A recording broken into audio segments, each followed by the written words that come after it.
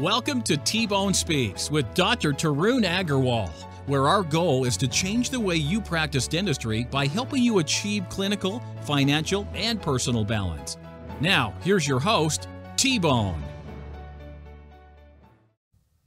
Welcome back. It's another week. Mare Bear, how you doing? Good. Are they going to call you Mare Bear now? Yeah. How long have I been calling you Mare Bear? 5 years. 5 years? Yeah. Wow. I don't know why, but Yeah. I do. How's everything going? Good. I'm tired. Yeah, we're back to working full speed. I don't know if it's, I'm not at full speed. just I mean, last week, like 3 days back to back, long days. I know. And then we record after that. So. And then we have our course. We had our live stream course. Yeah. I'm not saying we're not busy. I'm just saying I'm definitely. That was a quick turn, though. It was like nothing to everything. I know. It's with no naps in between. No lunch breaks, no naps. I mean. It's bad news. Yeah. Bad news. I got to give my wife a lot of credit. You know, I was like, why can't I work 9 to 4, all this? And then she's like, no, you're going to work 10 to 3 with a lunch. 10 to 4 with a lunch. Oh, 10 to 4 with the lunch. Yeah. And I'm complaining about it, right? Yeah. But the truth is I think she's looking out for me. It's really nice. Yeah. Especially once the gyms open back up. You'll be energized and ready for your day. Well, luckily I have a Fanny, a female nanny, who will be taking him me. to the gym because he doesn't use the treadmill or the bike. Or the weight equipment. Yeah. Well, we can do it here. That's fine. I like when JP said, that would just be too smart to use the gym at your house. Well, I'm like saying I don't know what it is. I just can't do it. I like going to the gym. I like the atmosphere. I like the group of people. I can't say no to them. Yeah. No. And everybody's doing it together, so it's motivating. And there's 20 different things for me to do, so I don't get bored. Right. I think really what it is I'm just bored. I'm so good at things, I just get bored very easily. Yeah. Whatever. That's it. Well, let's get into what we're going to talk about today. Yeah. This is really important as offices start to open back up.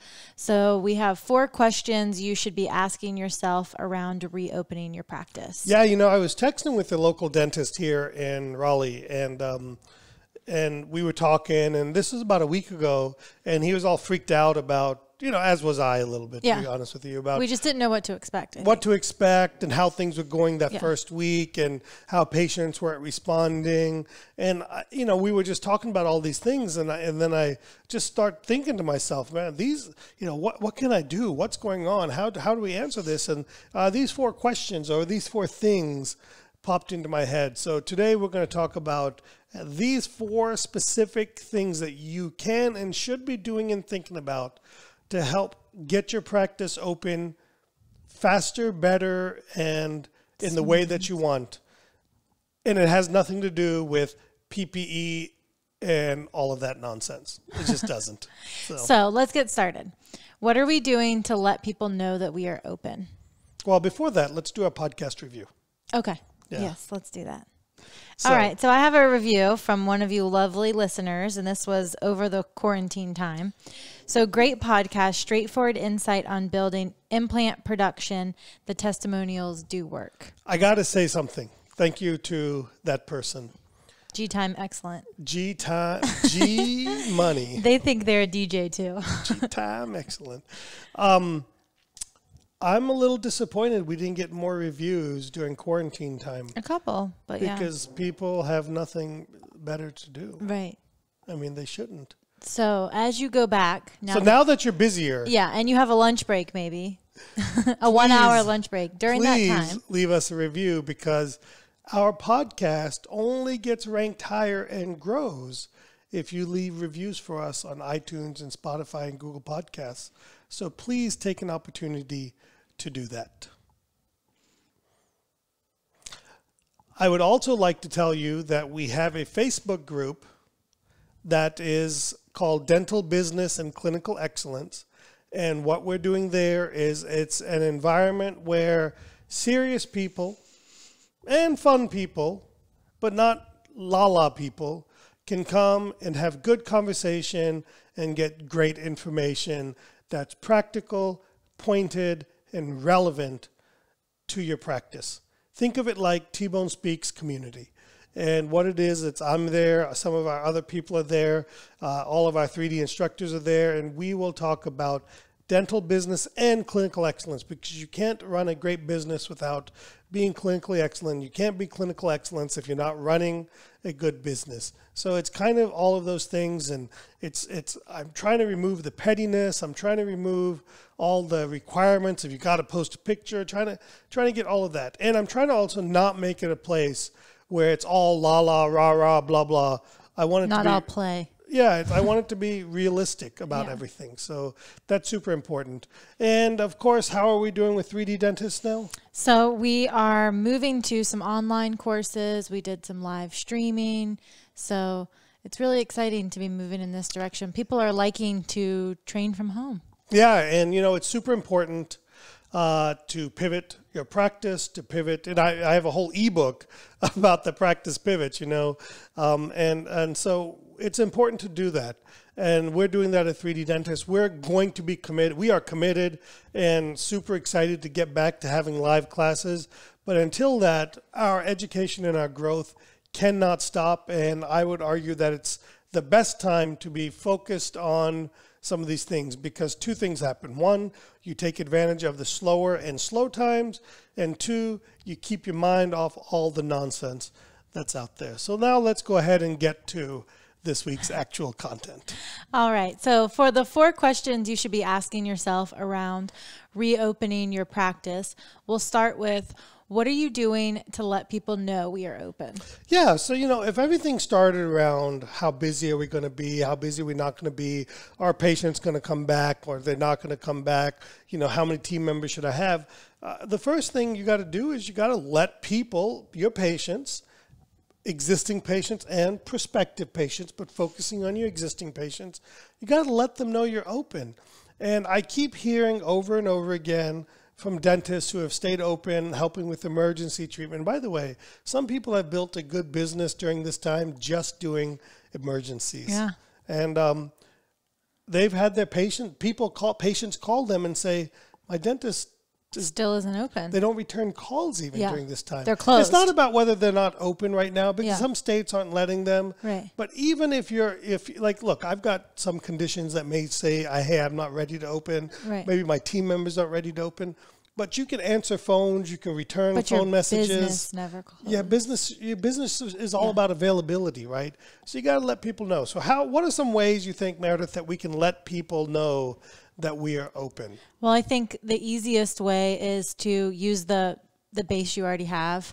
Send out a Revenue Well blast or an email. Smile reminder, Revenue Well, Demand Force, whatever. Obviously, we use Revenue Well in our practice, but you got to do some kind of blasts. And I would argue that you need to be a little bit more than you normally do it. Right. Not every day. Yeah. But, every few days. So here's what I'm thinking in our practice. Maybe it's a blast to our patient base around who's back right now, because we didn't come back all at one time. We came back 4 or 5 people at first. Then we had 2 people start yesterday. Yeah. So last week would have been a good blast about saying, hey, we're back, and who the 4 or 5 people that are back. Mm-hmm. And then this week we could have done a blast about, hey, we've added these 2 people back. Yeah. And, we could have some quotes from them about how they're excited to be back, specifically what they do in the practice, what the patients can benefit from that. So, and then next week, as we have another person come back, and the week after that, as we're finally getting to full steam, that's 4 good email blasts, right? That with relevant information, not sales information, but relevant information where we're telling people, hey, we're back open. Right. So those things are super important. Another thing that I was thinking that we should do, or we are doing, is we should be doing social media posts around being back. Things are, showing people working again, to kind of let your patients know that you're available, that you're doing certain dentistry, showing some of the things that that you've done and changes you made in the office, or maybe you haven't made any changes, but whatever it is, a consistent social media focus around reopening your practice, about that you're open. Maybe it's just a simple, like we've done these signs that said, we're back. Yeah, we're like open. those. Yeah. We're here. We're here, or just some stuff like that. Right? Maybe we should get out and hold signs out on the Boomerangs. street, just being funny, twirling the stuff, Maybe we should do some of those things. You know, just fun and engaging things, not overly complicated. Yeah. You know, there's a website called Canva, CANVA.com. If you're not good at Photoshop or graphic skills, they have lots of pre-made templates. Yeah, you're just typing in. You just type it in, you know, and it's, you know, I don't think any of those things should ever hold you back from, your lack of skills should hold you back. And quite frankly, we all have teenagers or we have team members that can do some of that stuff for us. The other thing I think that is important that we are not doing right now that I want us to do, so remind me tomorrow, is I want us to ask patients to leave Google reviews highlighting how they felt about coming back, about the safety, about, you know, the protocols. It's a good way to ask for it. You know, even, you know, a lot of times we're afraid to ask our same patients again, right? Like, oh, they've already done a Google review for us. But if I said to you, hey, Meredith, we're really trying to focus on getting ReOpen and letting people know that it's safe to come back and that we're here. Do you mind leaving a Google review talking about that? Oh, sure. I have plenty of Gmail accounts I use. But even you can do multiple reviews from a single account, you know? Yeah. So that's one of those things. And then, of course, calling patients that were canceled. Yeah. And staying in touch. You got to. And hopefully we've done that during this process, that we called and personally canceled patients. Right. Hopefully we tried to reschedule them, but some didn't reschedule. And so you got to let people know that you're open by just being open. Right. And I think the easiest ones are the 2 months that we've been closed, to focus on trying to make a phone call to each and every one of those patients because they were scheduled to come in and they missed their appointment. So we want to try to get them back in. Yeah, they were our main focus. Okay. Well, I think that was good for what are we doing to let people know we are open. So what are we doing to let these people know that we are safe? Yeah. Once they know that we're open. Yeah. So, and I would say that that's probably one of the most important things that's keeping people from coming back. For sure. Or a hesitation that they may have. Although here's what I do want to make this comment. I have not, and again, maybe it's because I'm the last one they talk to now, I have not had any patient ask me if we're using PPE, what kind of PPE we have. I think this whole thing, not that PPE isn't important, it's important, but I think this whole thing about the craziness is all in our own minds. Right. I really do. I believe because we're watching it and we're so in tune to it, I think people are just looking for reassurance. Yeah. You know, I haven't had one person or no team members come to me and said, I had a patient ask exactly what we're doing.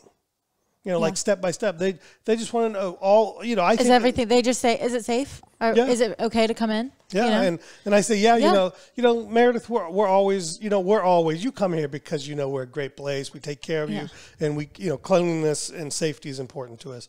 So we've gone above and beyond. And they're like, okay, see ya. You know, and I call that don't answer questions they don't ask. Right. They didn't ask what kind of PPE you were wearing. Don't start listening. Don't say, oh, well, we don't have to, you know, we have everything but disposable gowns and 95 masks and face shields. Yeah. You know, and we have all that stuff. We do. But you know, that's there. So it's there. But the thing I think that you need, first and foremost, you need to be confident that you're doing everything possible. Not confident that you're keeping up with the dentist across the street from you or down the street from you, because that's their practice and their way of doing things. Right. You need to be confident in what you are doing. I'm very confident in what we've done. Yeah, and make sure the team members come across confident. Yes, and consistent. Yes. A consistent message. And I think one of the most important things we did was we got on the whiteboard as a team. We sat down and I said, these are the 4 categories of where safety is. What we're doing as a practice, what we're doing individually, what we're doing for patients, and what we're doing from procedures. Yeah. You know, how are we addressing those 4 areas to maximize safety? Yeah. And, you know, initially I said, oh, we're not doing much different. But when you write it down, it's amazing how much it works. And nothing made me happier than when patients said, God, that's a lot. Well, we're feeling this is probably the safest place to be. Yeah, exactly. You know? And so walking them through what you're doing as a group, being confident that you're doing the best. Don't let all this social media nonsense get in the way. Be confident. If you want to go above board, overboard and saran wrap your whole operatory like Dexter, the killer. Yeah. You can do that. I'm cool with that. But be confident in what you do and be consistent in what you do and what you say. Yeah. So I think one of the main things about showing everybody how safe you are is getting it out there. You know, they're going to see when they get there that there's a sneeze guard, that we're coming out to get our patients. But the whole thing that we need is we need to get the patients there. And I don't think they're willing to come until they see what we're doing. When people have seen on Facebook videos we put out of the PPE, of how clean every operatory is, of the different things we're doing, like coming out to the car to get the patients, that gives them the confidence that once they get to the office, they have no questions. Yeah, you know, they already know everything. You know, I think, you know how I feel about the sneeze guards. Yeah. But the coronavirus doesn't go under them or to the side. No. And they didn't take 8 hours to put up. But, and I'm glad Jesse put the little sticker on it so nobody runs into it. Oh. But I think maybe even about the sneeze guards, even making pictures, you know, fun of them, like social media posts of somebody walking around the sneeze guard saying, we have it here. So, you know, we're here so you can protect yourself. But I wanted to put a little circle hole in it, like a bank teller with a little metal thing in there to talk through on that. But that'd be pretty good. You know, I think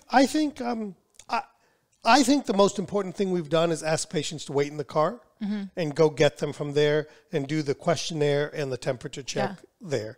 Because I think it sets the stage that we're obviously doing this. Prepared. You know, and I think at that point it makes them at ease. And I think along with that is the messaging to the patients before they make the appointment so they can expect this. Like we're using RevenueWell, which, and I'm not trying to make this a commercial about revenue, it's just what we use in the practice. But they text us on a number in RevenueWell and it pops up on the computer saying, I'm here. And then we text them back, say, hey, we'll be out. We've had patients say, I'd rather hang out in my car. They're like, no, it's fine. I think we had a Google review actually left that we didn't ask. And he said, I was just having a party in my car. I think a lot of people would prefer it, right? Yeah. Because they can talk on the phone. They can't do that in the waiting room. I don't have headphones. I can listen to that stuff, you know. So I think I might have, we might just get, my wife may take our waiting room and let our patients wait in the car. We'll make that another office. I think also certainly the PPE. You got to have the PPE and let them know that you have the PPE, make them reassure. You know, I think I want to make a comment here. And I don't know if some people are doing this out of fun or if they're being serious. I think these pictures and posts about how much we're doing only hurts our profession. You know, I think these posts where people look like they're in NASA suits. Yeah. Oh, they could go off to space. That was my response to one of them. They said, what about this? It was like a whole helmet face shield thing. I'm like, are you going to space? Well, I think what it does is it sends a message to patients that this is really bad. Yeah. Like, maybe I shouldn't come. Right. You know, I think if you have to do all that. If you have to do all that, maybe I shouldn't come. Right. You know, and I think this level of upsmanship with on social media, like, oh, we're doing this. I think it's not good, you know, because now it's one thing when we do it in our groups, that's just us. But when we start posting it from our practice pages, I saw a post the other day that made me a little upset. And it said, if your dentist's office doesn't look like this, then maybe you should come see us. Oh yeah, like trying to steal other people's patients. I didn't get it. That's not nice. I mean, I don't have all this shit that needs to be bagged up. Yeah. You know, we have a very clean, minimalistic operatory. Very. And we don't need to bag everything Nothing's up. Sitting out. No. Everything can be wiped down. Or sprayed. Yeah. We have the air filters. I mean, it's enough. Right. It's enough. And you know what? Even if it isn't enough, it's enough for me. And if you don't believe it's enough, that's okay. But you don't need to go out there creating more of this fear that's out there. Anyway, and certainly you got to be cleaning, taking videos of you cleaning, and then certainly videos and photos on social media specifically about your new protocols. You know, I would look at it that most of us are doing at least 5, 6, 7 things differently, and that's a video a day. Yeah. You know, and put those out on your practice page and then boost them, you know, or do an ad around them, whatever the current trend is, but boost them so people know that you're doing these things and other people know that you're doing these things. And then, you know, and then I think, again, is if the best way for people to know it's safe is we're biased if we're telling people it's safe, but if you can ask your patients to make a post about how safe they felt or ask patients to take pictures with you, and then give them permission to post that, I think that speaks significant wonders to the safety to everybody else. Yeah, so for sure. leverage your patience. Don't, Yeah. It should never be you singing from the mountaintop about how great you are. It should be trying to make your patients sing from the mountaintops about how great you are. Yeah. So that's always better. Well, that sounds good. So for the third question of what you should be asking yourself around reopening your practice, what are we doing to reconnect with the 2 months of patients that we have rescheduled? Yeah, I'm worried about this, because, we're coming back and we have a full schedule on hygiene. We don't have a full schedule on my side because I wasn't booked out 2 months out. Right. Pretty close, but not quite 2 months out. Right. Which is a bad thing anyway. So what is our plan to reconnect with those patients specifically? Are we saving time for them? Are we giving them priority? What are we doing there? So the first thing is when we cancel everybody, we created a COVID code, a fake code in the system, and we walk that out. So that way we can quickly pull up who is a COVID canceled patient on hygiene and on the doctor schedule. So that way we're running through that and mining that on a regular basis. And we're trying to, because look, at the end of the day, it's going to take time for our schedule to fill back up from the existing hygiene patients. So we're trying to mine that on a daily basis, because I think it's going to take a solid 2 to 3 weeks before, our current, hygiene patients start filling our schedule in terms of restorative work. So we got a couple of weeks to try to catch up and get people from the past and get them scheduled and give them priority, because we do need to give them priority. For treatment? For treatment. Okay. Absolutely. And same for cleanings as well. We got. I think hygiene has been the issue. Yeah. Because we do book 6 months out. Right. So we're usually pretty full anyways.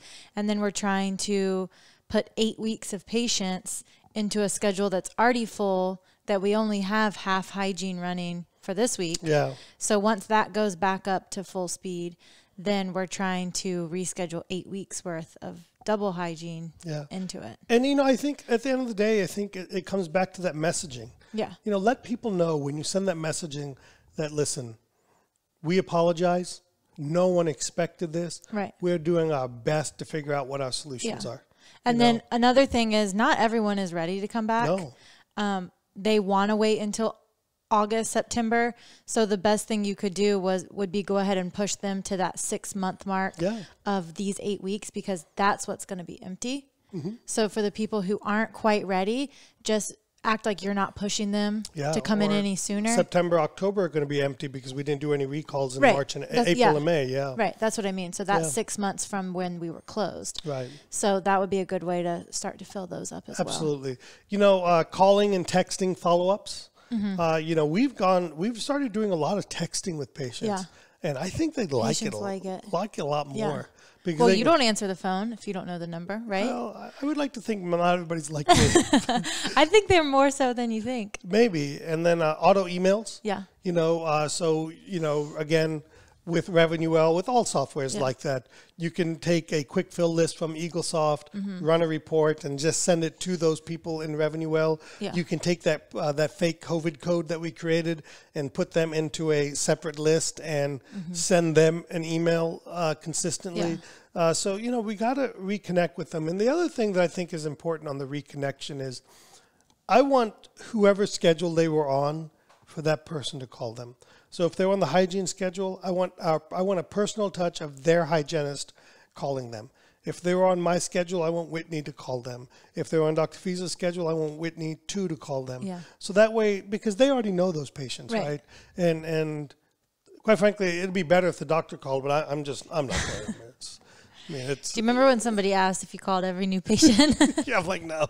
I can't even get them to call me back. It's a good idea. I mean, it's a great idea. Right. But so that personal touch in calling people back to reconnect with them is super important, because I don't want those patients to feel that we forgot about them or that we didn't prioritize them.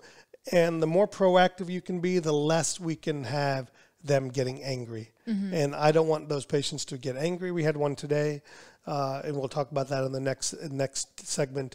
But you got to get in touch with them. Yeah. So reports, quick fills, call, text follow-up, do emails, and have a personal touch of calling these patients. All right. So for our fourth question of things you should be asking yourself around your reopening. We have, what can we do to fill any last-minute cancellations with the 2-month backlog? Yeah. So it's super important, right? We want to avoid having cancellations. Yeah. And we want to have a full schedule. Right. Okay. So the first step is minimize no-shows. Yes. Okay.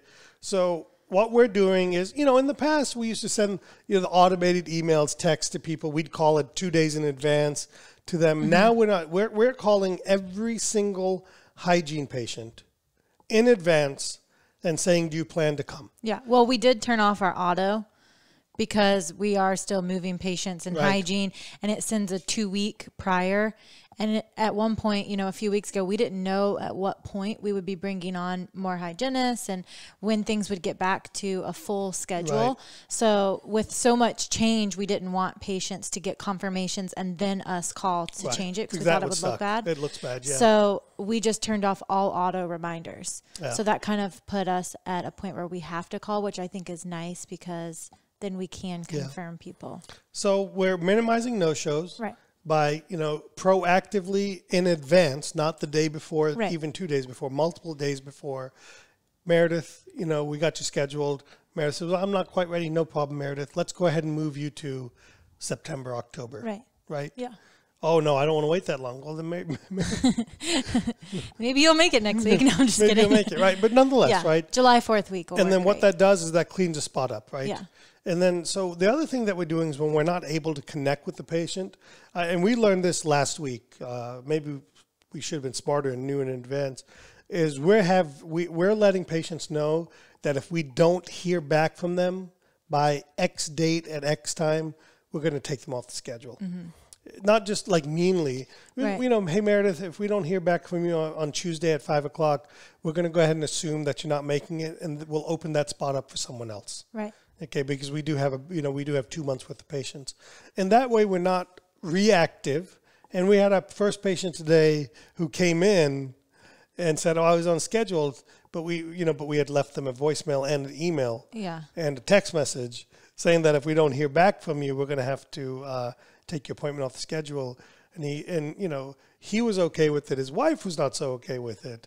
Yeah. But at the end of the day, we do have to take ownership of our business. And I think it's a great opportunity to really retrain some patients, and I'm the worst at it. We've been super, super gracious accommodating to patients. And I want to be that because that's my personality.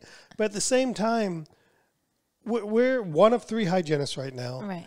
And we got a 2-month backlog. We literally can't have every missed appointment. It sucks.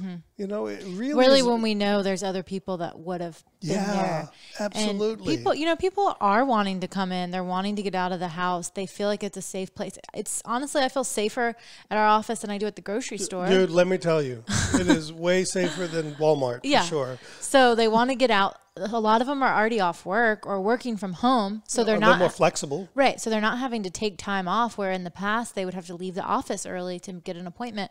So they're wanting to come in, so I hate to see someone not show up knowing that we could have put someone else in that spot. Another thing that we've implemented is a combination of RevenueWell and LocalMed. Yeah. So what we're doing is with this short fill list, and then once we clean the schedule off and we get we have openings, we send a daily email out to patients saying, well, just the 2-month patients. Right. Not overly past due, just the people that we've missed in 2 months. With that COVID code. With that COVID code. Yeah. And what we've done is we call them and say, hey, click this link, and if you want to come in, go ahead and schedule an appointment. Yeah. Just for hygiene. Right. Not for restorative work or anything like that, but just for hygiene. So that way we're giving them, without them having to call us, asking multiple questions, they can look right there and say, these are the times that are open. And so that way when the schedule's open, and then we've been able to put patients in last minute like that. Right. Like we may have somebody that something came up or whatever, and they got to cancel for 2 hours later. Yeah. You can put that out there. They don't have anything else to do right now. Well, some people are suddenly getting called to work, or different things are going on at work, just like before. Yeah.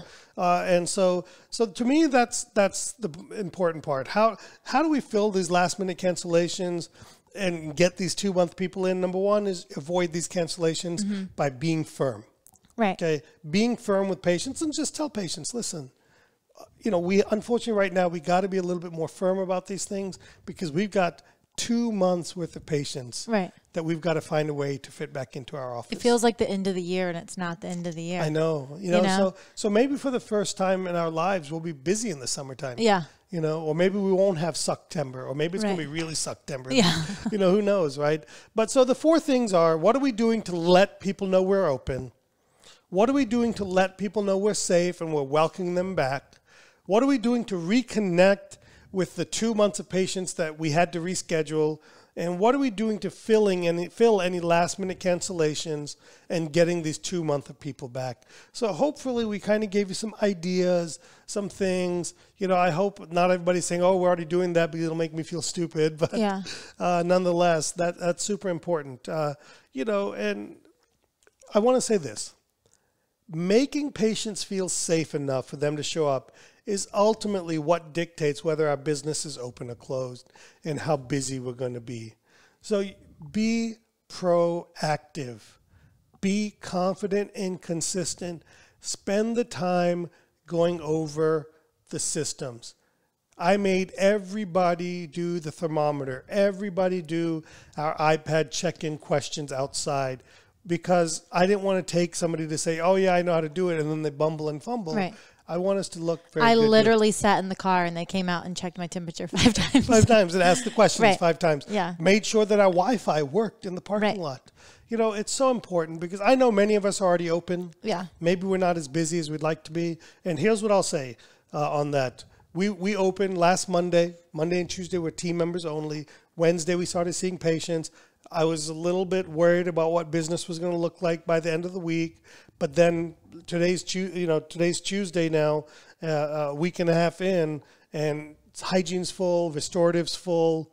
Granted, we're not at full capacity yet. But what we do have available is full. Yeah, and we're seeing the need to bring a hygienist back next week and a hygienist back the week after that. And we could bring them back earlier, I think. But some wanted to, some people had to take time with getting the kids situated. Some, all these things. So, look, we're all in this. Team members, look, at the end of it, we're all there. Involve all your team members. Don't leave it up to the front to take care of everyone and get temperatures. I mean, honestly, it's funny to me. I saw where somebody was taking temperatures in the back on their social media. I'm like, it's too late there. Yeah, it's too. Well, and we had a patient today that called us, said, I read your email and said, if you have a temperature or if you're coughing, maybe not to come in. And she says, yeah, I'm running a little bit of a fever and I'm coughing. I said, yeah, we don't want you to come in. Yeah. Well, we would have caught you in the parking lot with masks and gloves on before we took you back, because once we bring you in the office, it's too late. It's too late. Yeah. So it's super awesome. And look, we've never been through this, and now we can say we have, and we will be prepared for if this happens again. And I hope everybody has a great week. Enjoy, hope getting back to work. I think it's going to be Memorial Day when this thing comes out, right? Yeah. So I hope you enjoy Memorial Day. Do me a favor. It's super important. I only got a few things to ask of you. First and foremost, join our Facebook group. We want to grow. We're at about 900 members now. I'd like to see us get up to 1,500 by midsummer, okay? And we're not blasting this to everybody trying to get in. I'd love our listeners to be there first. 2, leave us a review. And 3, support us at 3D Dentists. We're doing some phenomenal things to help your practice grow. And we'll go from there. So, Meredith, anything else from you? I don't think so. Happy Memorial Day and have a great week. Happy Memorial Day, everybody.